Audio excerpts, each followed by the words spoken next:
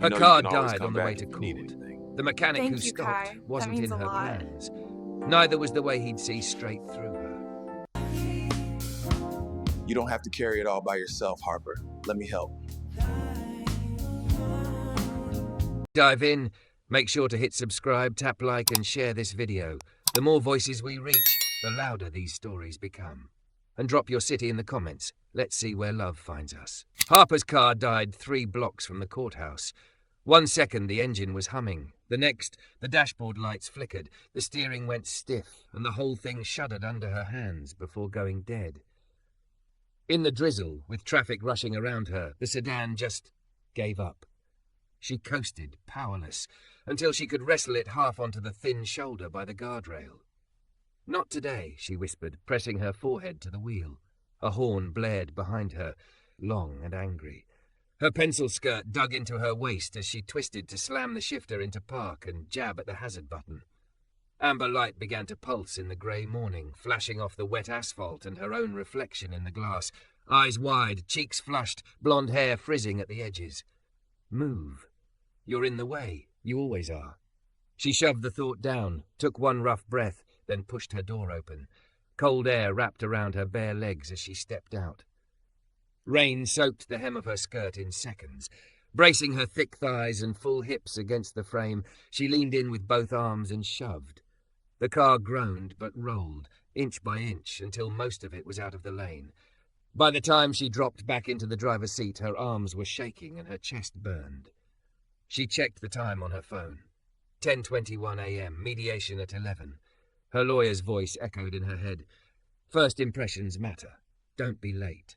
Her ex would be on time, polished and smug, turning any tiny mistake into proof that Harper Lane was chaotic, irresponsible, not fit to share custody. She lifted her phone higher, hunting for signal. Nothing. No service. This stupid stretch by the river always killed reception. She'd meant to switch carriers. Just like she'd meant to get the grinding noise under the hood checked. Just like she'd meant to stop living in emergency mode. Later, she'd told herself. When the bills calm down, when you're not one bad week from drowning, when you deserve to take care of yourself. A light knock at the window made her jump. A tall black man bent down beside the car, rain beading on his dark hoodie and the brim of a backwoods cap. A streak of grease marked his cheekbone. His eyes, when they met hers through the glass, were steady and warm in a way that felt almost dangerous. He lifted both hands, palms open, a quiet. "I'm not here to hurt you." Harper cracked the window an inch. Damp, cold air slipped in, carrying the smell of wet pavement and gasoline. "Hey," he said, voice low and easy. "Rough morning?" "My car died," she managed. "I'm fine, the car's not." "Yeah, I watched her tap out on you." One corner of his mouth curved. "I'm Malachi, but people call me Kai. I run the mobile mechanic van over there." He jerked his chin toward the Shell station on the corner. A white van sat by the pumps with Reed Mobile Auto stenciled along the side. "Mind if I take a look?" Her pride rose on reflex. "I've got it. I don't need..." She looked at her phone again. Still no signal. The courthouse clock tower loomed in the distance, its outline blurred by rain. "Please," she said, the word coming out smaller than she liked. "Thank you." He stepped back while she opened the door, giving her space instead of crowding her. The motion made her suddenly aware of her body, the way her hips filled out the fitted skirt, the way her blazer pulled slightly over the curve of her breasts, the soft weight of her thick hourglass frame. Years of comments had taught her to shrink herself. Her body had never cooperated.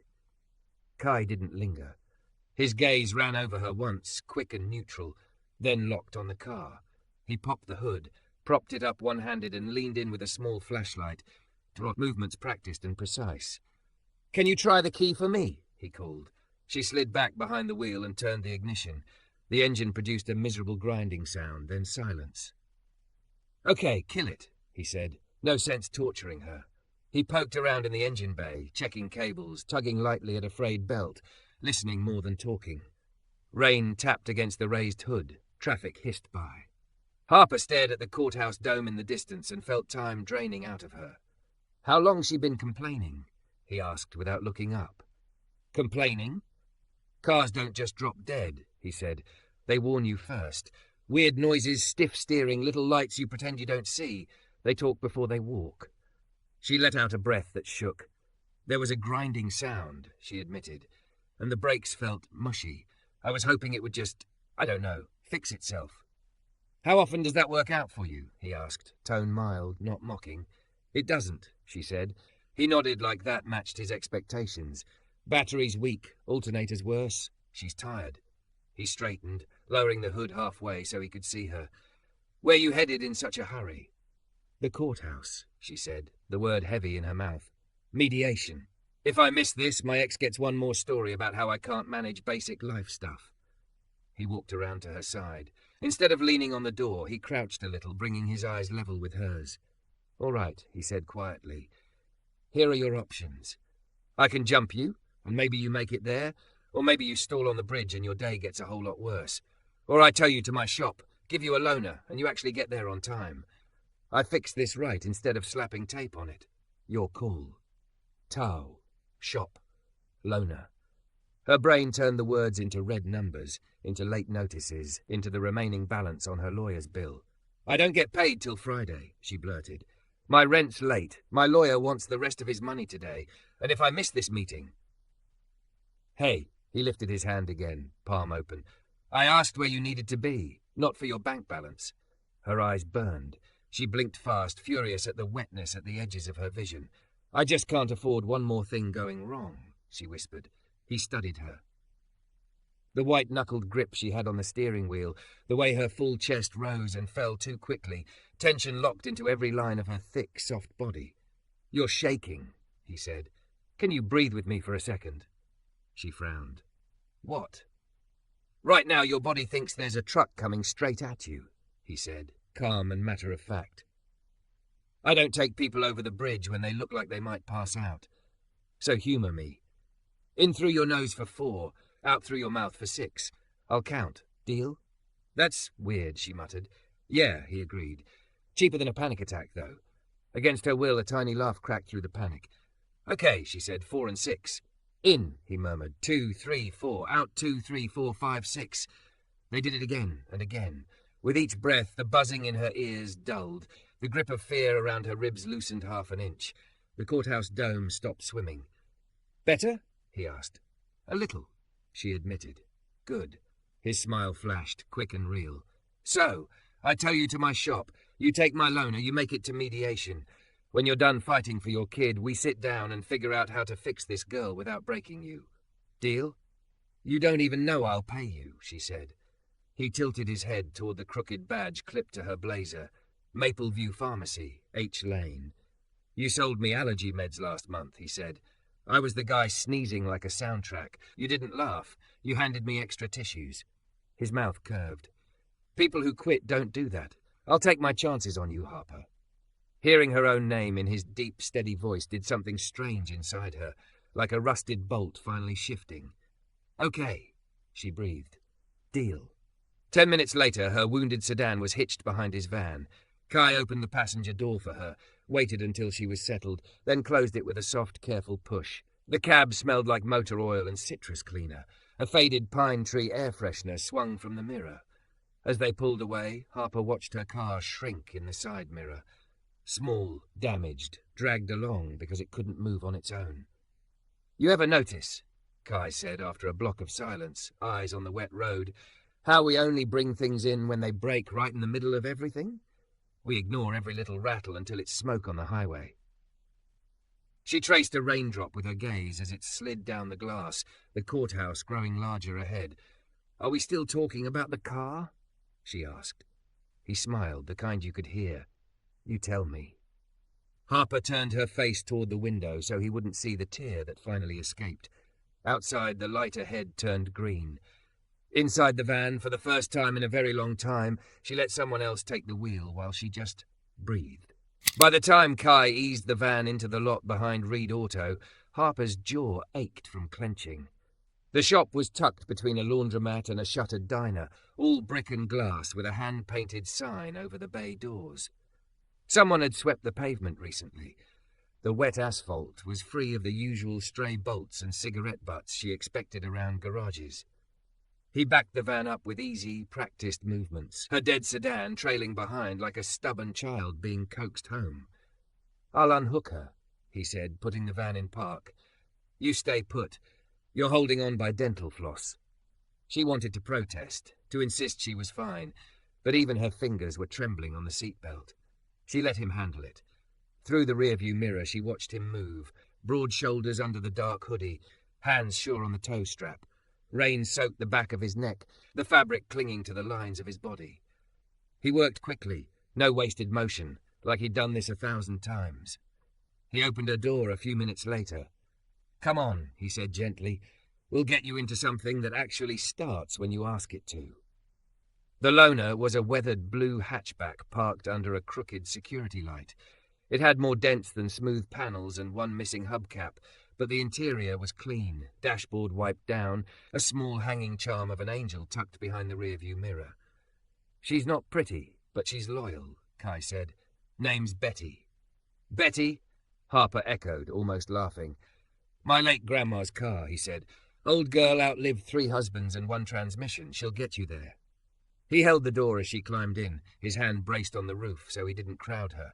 The seat welcomed her, soft and a little sagged in the middle. There was a faint smell of lavender under the usual car scents, like someone had tried to make it comforting on purpose. Kai leaned down, forearm on the doorframe, close enough that she could see the raindrops on his lashes, the tiny white scar along his jaw. "You remember the breathing?" he asked. She nodded, throat tight. "Do it at every red light," he said. "In for 4, out for 6. When your ex starts saying slick stuff in that room, you can't stop him. But you can stop your body from jumping off a cliff every time he opens his mouth." The corner of her lips twitched. "That's a very specific metaphor." "Been around some cliffs," he said. "One more thing." He dug into his pocket and pulled out a business card, edges softened from being carried. On the back, in neat block letters, he wrote a number and slid it onto her lap. "That's the shop line. If Betty so much as coughs, you call. If you're stuck, you call. I don't leave people on the side of the road." Her fingers hovered over the card. He hadn't written a price or conditions or a lecture, just a lifeline. "Thank you," she said, and the words shook more than she wanted them to. He watched her for a beat, eyes searching her face like he was memorizing something. "You're not a mess, Harper," he said quietly. "You're a person in a hard season. That's different. Don't let anybody in there tell you otherwise." Heat stung behind her eyes. She swallowed hard and nodded. Then she put Betty in drive and pulled away, Kai shrinking in the side mirror this time, hand lifted in a small, steady wave. The courthouse waiting room smelled like old coffee and worry. Harper sat in a hard plastic chair, her thicker thighs pressed together, the edge digging into the back of her knees. Her ex, Matt, stood near the water cooler in his tailored navy suit, laughing at something the mediator had said. His hair was perfect, his posture relaxed, like this was a networking event instead of a meeting about their child's life.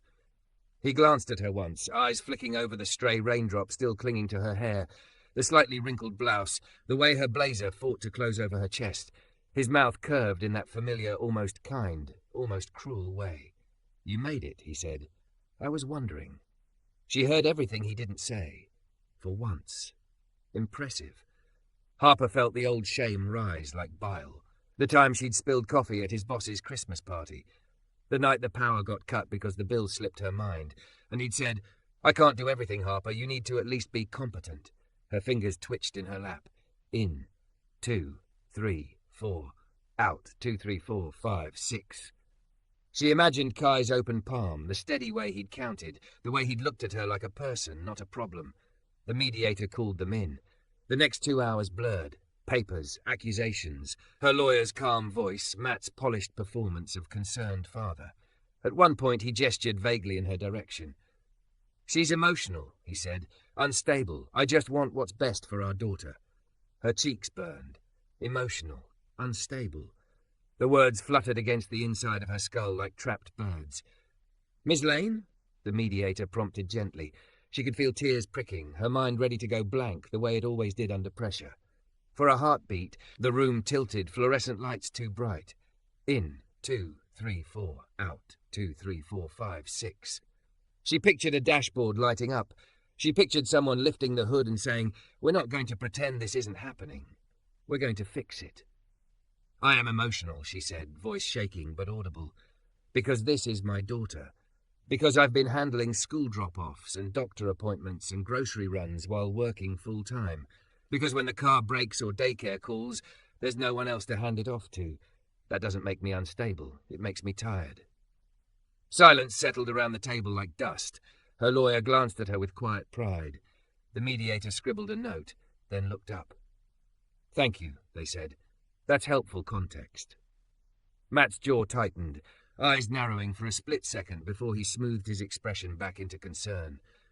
They didn't solve everything that day. There were more forms, more dates, more negotiations ahead. But when Harper walked out under the weak afternoon sun, she had something concrete.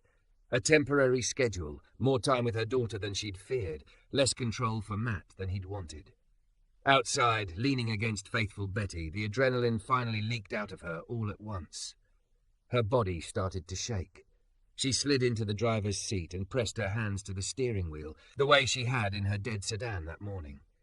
This time, she cried. Not the neat, silent tears she'd trained herself to shed in bathroom stalls. Ugly, hiccuping sobs that left streaks of mascara on her cheeks. Grief for the life she thought she'd have. Relief that she hadn't completely lost the one she had. Exhaustion that lived in her bones. When it finally ebbed, she wiped her face with a crumpled napkin from the console, caught sight of the card on the passenger seat, and snorted at herself. Get a grip, she muttered, though there was no heat in it. The shop address sat under the phone number, a smudge of mechanic's graphite on one corner. Her hands were steadier as she turned the key. Betty started on the first try. Reed Auto felt different in daylight. The front windows glowed with soft light. A row of plants in mismatched mugs and tin cans lined the sill. Succulents, a lanky spider plant, a small pothouse with heart-shaped leaves curling toward the glass. A whiteboard behind the counter read in neat handwriting, "You're doing your best. We see you." Harper stood there for a moment, hand on the door, taking that in. Kai was at the counter, talking to an older man in a work jacket. The man's shoulders slumped under invisible weight as he held out a credit card. "I can put half," the man said. "If I do that, can I at least get it drivable for the week?" Kai didn't jump in. He listened, elbows resting on the counter, head slightly bent to show he was fully there. "We can do a payment plan, Mr. Ortiz," he said finally. "Breaks aren't optional. I'd rather sleep at night knowing you and everyone else on Maple Street will stop when you mean to. We'll figure the rest out." The tension around the man's mouth softened. "You're too soft-hearted," he muttered, but there was affection in it. "Nah," Kai said. "I just hate funerals more than overdue invoices." When the bell over the door jingled as Harper stepped inside, Kai glanced up. The caution she'd seen him use with engines fell away, replaced with something bright and unguarded. "There she is," he said. "How'd round one go?" She hesitated, shrugging out of her damp blazer. "Not a total disaster." "In lawyer language, that's almost a win," he said. "You look like you fought hard." "I cried in the car afterwards," she confessed. He considered that, then nodded. "Good. Better than swallowing until you turn into a pressure cooker." Mr. Ortiz shuffled past with a nod at Harper, slipping out into the grey afternoon. The bell chimed, leaving them alone. I came to talk about the car," she said, suddenly self-conscious in the bright space. Her curvy figure felt impossible to hide here. The soft lines of her hips and stomach, the way her blouse gaped slightly if she moved wrong. Years of store mirrors and pointed comments had taught her to brace for certain looks. Kai walked around the counter, wiping his hands on a clean rag. His eyes did pass over her, a quick sweep that took in the puffy eyes, the tension in her shoulders, the way she hugged her own arms. But there was no flinch, no up-and-down appraisal, just noticing. "Come on," he said, "let me show you what we found." In the bay, her sedan sat on a lift, a little higher than her shoulder. Wires peeked out from under the hood like exposed nerves. He pointed to a cracked, grimy component on the workbench. "This is your old alternator. She was struggling. That's why your dash did the light show before everything went dark." He picked up a pair of thin, worn-down brake pads. "And these are why your brake pedal felt like mashed potatoes." She stared at them, imagining all the intersections she'd rolled through on blind faith. "How was I even stopping?" She murmured, Momentum and stubbornness, he said. Honestly, you were a hard stop away from a tow truck and a hospital. A cold shiver slid down her spine. You're not saying this to scare me into spending money? She asked. He frowned, offended. No, I'm saying it so you know you're not crazy. When you felt something was wrong, something was wrong. You just learned to turn the music up over it. Her throat tightened. I do that a lot. With cars? He asked. With a lot of things. He leaned against the lift, rag twisting between his fingers as he weighed his words. Can I ask you something? He said. Do I get to say no? She asked, half teasing, half wary. Always, he said, serious. But I'll ask anyway. When you said in the van that you can't afford one more thing going wrong, were you talking about money, or you? She stared at the cracked concrete floor, at an oil stain shaped like a question mark. Both, she whispered. Mostly because of him? Kai asked quietly.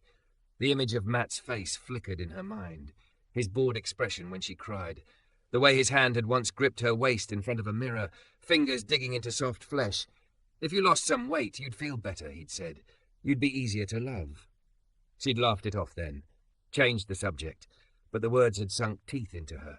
Yes, she said, because of him, and because I believed him. Kai's jaw flexed, a muscle ticking in his cheek. Look at me a second, he said. She hesitated, then dragged her gaze up.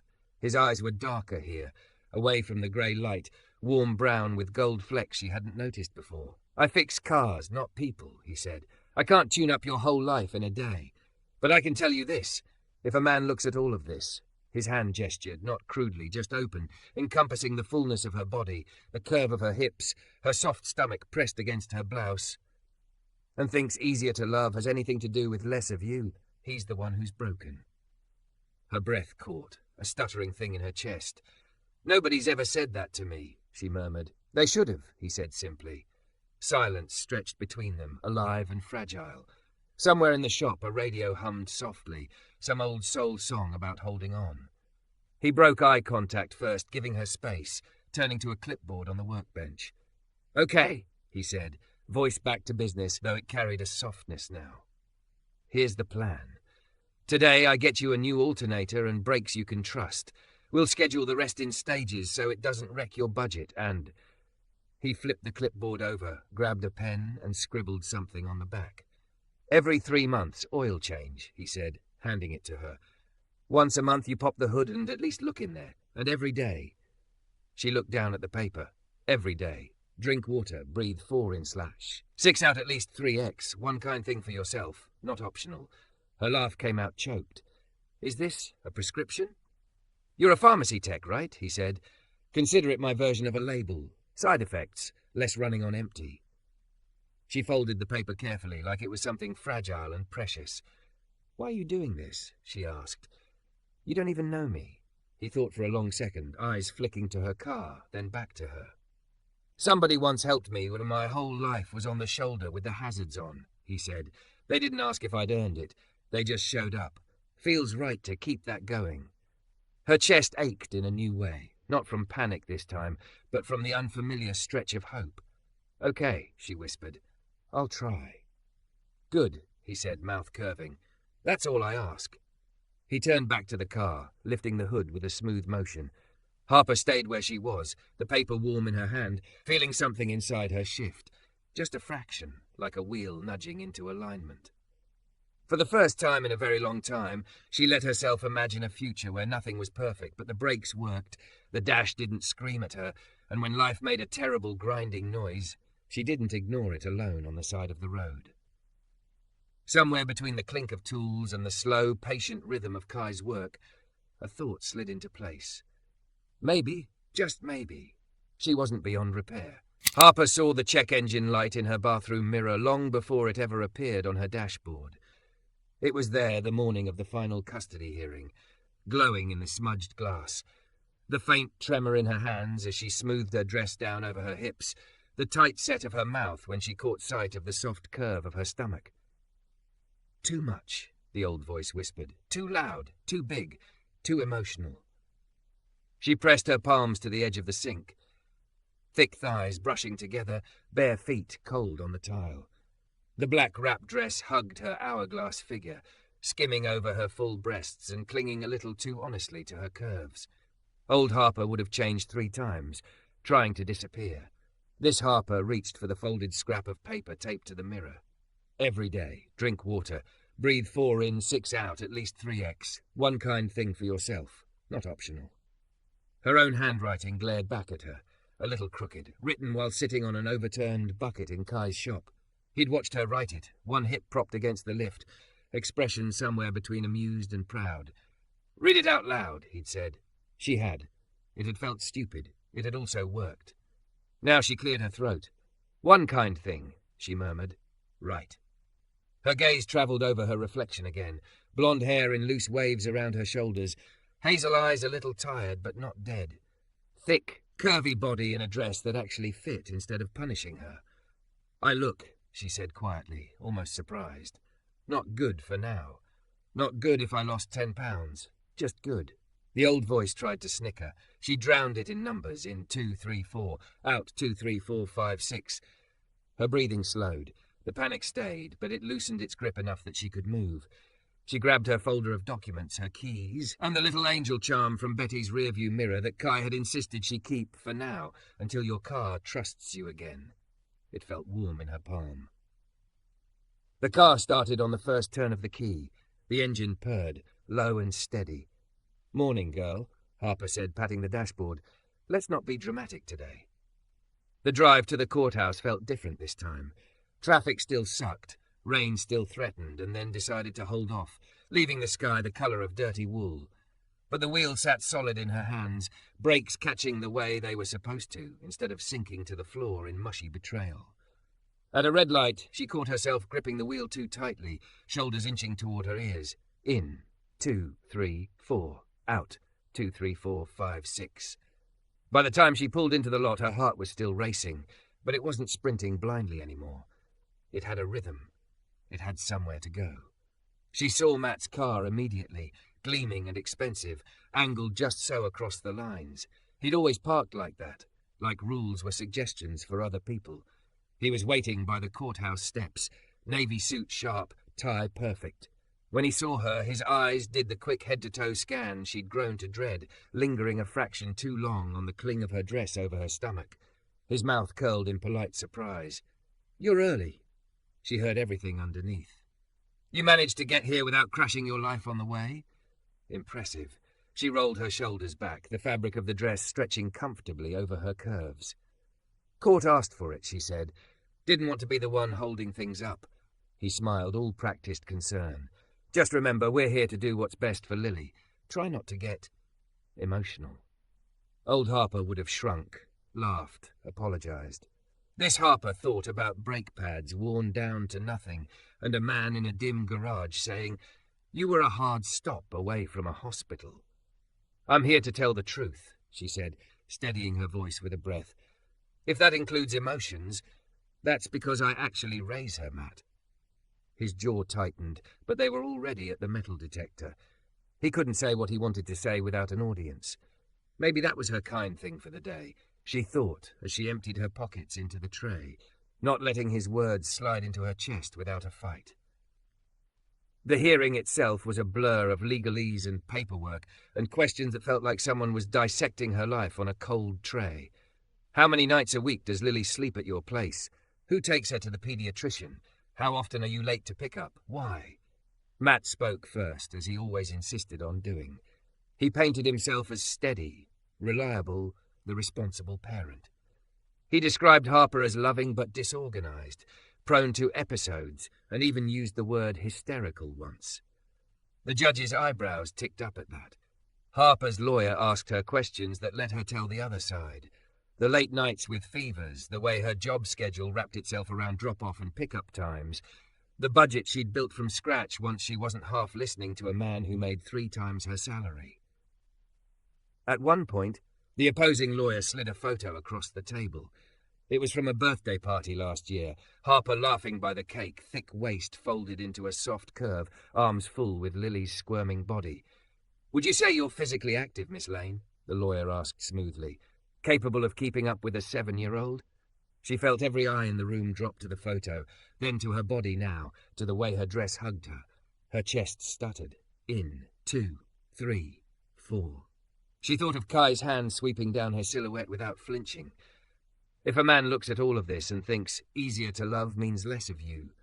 Out. 2, 3, 4, 5, 6. Yes, Harper said, voice clear. I walk her to school when the weather's good. I take her to the park. I work on my feet all day. My body might not look like yours wants it to, but it carries my kid, my groceries, and my life. I'd say that's capable. Her lawyer hid a smile. The judge didn't. Let's move on, the judge said dryly. I'm more interested in where Miss Lane and Mr. Carter are at 6 p.m. on a school night than I am in their waistlines. Heat flooded Harper's cheeks, but it wasn't the old shame. It felt closer to pride, raw and new. Hours later, when the judge finally spoke the words joint legal custody and primary physical residence with the mother, with structured visitation for the father, Harper's knees nearly gave out. It wasn't perfect. There were still holiday schedules to haggle over, child support amounts to be finalized. But it was more than she'd dared hope for on the side of the road that day, forehead pressed to a dead steering wheel. Outside, the sky had darkened to early evening gloom. Matt stalked off without waiting, jaw clenched. Her lawyer squeezed her shoulder, promised to send a summary, and disappeared into the crowd. Harper walked straight past her car. Her thick legs felt like they were moving through water. Her heart was pounding so fast it felt like misfire in her chest. Her body finally catching up with everything that had just happened. She fumbled her phone out of her bag and stared at the contact labelled Read Auto before she could talk herself out of it. He answered on the second ring. Read Auto. It's Harper, she said, and her voice broke halfway through her own name. There was a beat of silence. Then his tone shifted. Where are you? Courthouse lot, she said. It's over, mostly. And I should just go home, but my hands won't stop shaking and my brain won't shut up and I didn't know who else to... Stop, he said, not unkindly. Can you drive? Yes, she said, I think so. The car's fine. It's just me that's... Then come here, he said. Bay door'll be open. I'm not closing up yet. It was dark by the time she pulled into the lot behind the shop. The big bay door was rolled up, spilling a warm rectangle of light onto the wet pavement. Her sedan's engine ticked softly as she turned it off.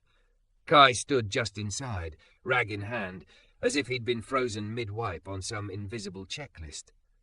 He didn't say anything when he saw her, just jerked his chin toward the little nook where the mismatched chairs sat, then turned to the coffee machine perched on a mini-fridge. She sank into the same seat as before, dress stretching across her hips as she folded in on herself, fingers knotted in her lap. How bad? He asked after a moment, back still to her as he poured. Not bad, she managed. Good, actually. I got more time than I thought. Lily's with me mostly. He has to give notice now. He can't just show up and yank her schedule around. He turned, 2 chipped mugs in his hands. He passed her one, careful not to touch her fingers until she curled them around the ceramic herself. And your hands are shaking because, he prompted gently. Because I'm waiting for the catch, she said. For someone to say they made a mistake, for him to find a loophole, for the universe to notice it gave me something and take it back. He sat on the edge of the coffee table again like he had the first time, elbows on his knees. Up close, the grease on his cheek formed a faint thumbprint, his hoodie sleeves pushed up to reveal strong forearms dusted with oil. You've been in emergency mode so long you think peace is a paperwork error, he said softly. Her laugh came out as a hiccup. Tears slid hot and fast down her cheeks, plopping into her coffee. I stood up to him, she said. In there. He tried to do that thing where he uses big words and makes me feel small, and I didn't let him. And now my whole nervous system is convinced I'm going to be punished. He nodded as if this made perfect, terrible sense. Come on, he said after a moment, standing and holding out a hand, not to pull her up, just offering leverage if she wanted it. There's something I want you to feel. She took his hand. His palm was warm, calloused, big enough to swallow hers. He helped her up gently, let go the second she found her balance. They walked to her car. He opened the driver's door and gestured her in. Turn her on, he said. She did. The engine hummed to life, smooth and trustworthy. The dash lit up, no warning lights, just the soft glow of readiness.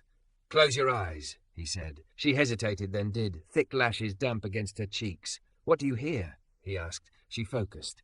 Engine, not straining, just humming. Air vent, that little buzz in the dash it's always had. What don't you hear? He pressed. No grinding, she said slowly. No squealing, no panic in the pedals. He leaned his forearms on the roof, voice drifting through the open door. Your life's not going to stop having potholes, he said, but you did the work. You brought her in before she killed you. You let someone help. You're allowed to trust that. Her throat felt too full for words. Open your eyes, he said. She did. He was closer than she'd realized, face bent so that their eyes were almost level. In this light, the gold in his irises caught warm and steady. You're not on the shoulder anymore, Harper, he said quietly. You're back on the road. There will be days you need a jump, days you limp in here on fumes. That's life. It doesn't mean you're broken beyond repair. A tear slipped free. He watched it trace her cheek, but didn't wipe it away. Just waited. One kind thing, he reminded her softly. What's it going to be today? She thought about it, about the way she'd always chosen self-punishment as penance for being imperfect. About the little girl at home who needed a mother who didn't flinch every time she looked in the mirror. I'm going to buy us takeout instead of pretending I can cook tonight, she said, voice shaky but sure. Real food, no guilt, and I'm going to let myself enjoy the fact that I got more time with my daughter without apologizing for it. His smile bloomed slowly like sunlight. That's at least two kind things, he said. Overachiever. She huffed out a damp laugh. And maybe, she added, surprising herself, I'll stop by here next week just to say hi, not because something's broken, just because I want to. Something flickered across his face, hope quickly masked. You do that, he said. I'll even pretend I'm not thrilled to see you. They stayed like that for a moment, the quiet between them comfortable now, not empty. Rain started again, gentle, tapping a soft rhythm on the roof. Harper wrapped her fingers around the steering wheel, feeling the solid, reassuring give of it. She felt the same thing, faint but real, somewhere under her breastbone. Alignment, she thought. Not perfection, just things finally pointing in the same direction. She put the car in reverse, gave Kai a small, grateful smile, and eased out into the night. The road ahead glistened with fresh rain, streetlights turning the wet asphalt into a ribbon of gold.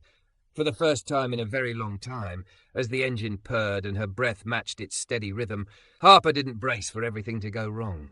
He had fixed her car. The rest, she realized, as she drove toward a small apartment where a little girl waited and the future didn't feel like a trap. She was learning to fix with him, and with herself, one careful turn of the wheel at a time.